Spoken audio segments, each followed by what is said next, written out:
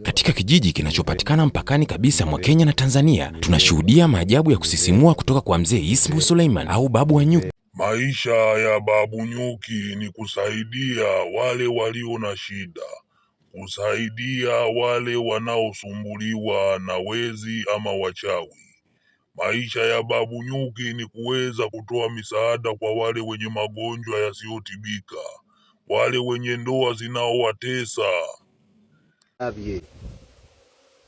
wale wanahangaika katika mahusiano, mume ama mke hatulii, unakosa la, wale ambao wanasumbuka katika mali zao na biashara zao, wanaibiwa biashara ama maduka.